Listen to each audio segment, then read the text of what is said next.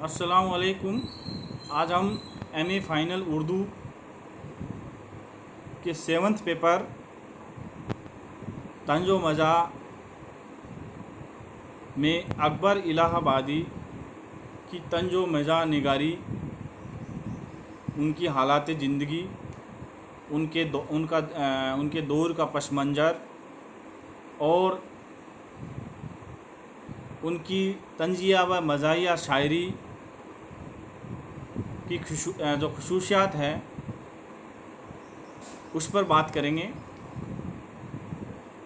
तो सबसे पहले हम ये जानने की कोशिश करेंगे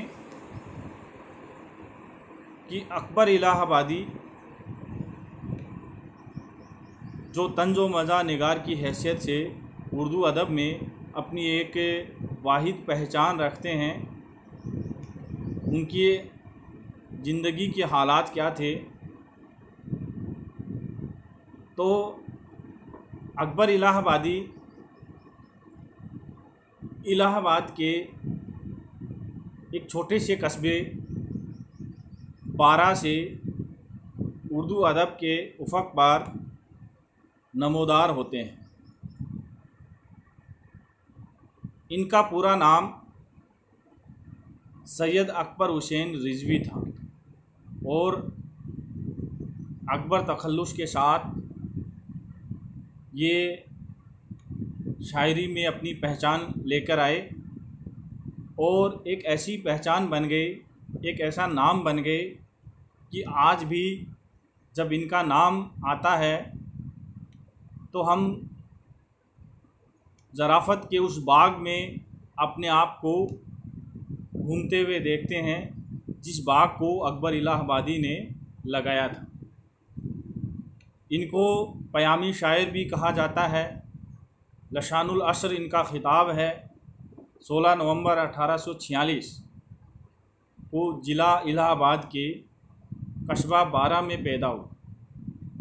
वालिद का नाम सैयद तफज़्ज़ुल हुसैन, जो ख़ुद एक बहुत बड़े आलिम, अपने दौर के निहायत सूफ़ी बुज़ुर्ग इंसान।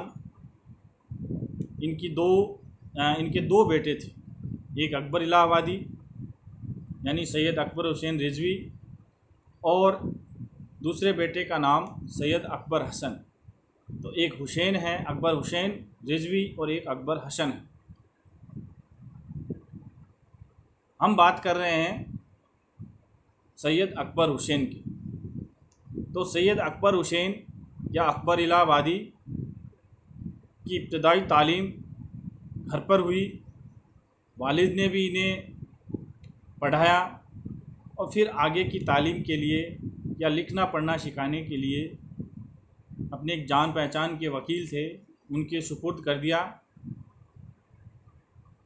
तालीम के दौरान ही अकबर इलाहाबादी को इस बात की भी फ़िक्र थी कि मुलाजमत की जाए, क्योंकि ज़िंदगी में आगे बढ़ने के लिए मुलाजमत भी ज़रूरी है। तो तालीम के साथ साथ इन्होंने नौकरी की तलाश भी जारी रखी और किस्मत से उसी वक्त यमुना नदी पर एक पुल ज़ेरे तामीर था, एक पुल बन रहा था, तो वहाँ इनको नौकरी मिल जाती है। तो नौकरी के साथ साथ इन्होंने तालीम भी जारी रखी, फ़ारसी व अरबी ज़बान सीखी, उस पर अबूर हासिल किया और साथ ही कलकत्ता यूनिवर्सिटी में वकालत का इम्तिहान दिया और इम्तिहान देने के बाद उसमें कामयाब भी हुए हाई कोर्ट में, और कामयाब होने के बाद हाई कोर्ट में ही वकालत शुरू कर दी। वकालत शुरू करने के बाद धीरे धीरे तरक्की करते हुए ये 1881 ईस्वी में मुनशफ मुकर्रर। 1888 में सब जज के कायम मुकाम पर इनको लगाया जाता है, फाइज किया जाता है और फिर जल्द ही वो मुस्तकिल तौर पर या परमानेंटली सब जज बना दिए जाते हैं। फिर 1894 ईस्वी में सेशन जज बनते हैं और 1898 ईस्वी में इनके काम से खुश होकर, इनकी काबिलियत से खुश होकर अंग्रेज़ी हुकूमत की तरफ से या सरकार की तरफ से इनको खान बहादुर का खिताब भी दिया जाता है। इसी अरसे में इनकी आंखें भी कमज़ोर हो जाती हैं, दिखना कम हो जाता है। ऐसे हालत में नौकरी करना इनके लिए दुश्वार हो गया। तो 1903 ईस्वी में इन्होंने अपनी नौकरी से पेंशन ले ली और उसके बाद 1903 से लेकर 1921 जब इनकी वफ़ात हुई, ये अरसा इन्होंने घर पर ही बिताया और शेर व शायरी में अपनी जोर आजमाइश करते रहे। अकबर इलाहाबादी ने 2 शादियां की। पहली बीवी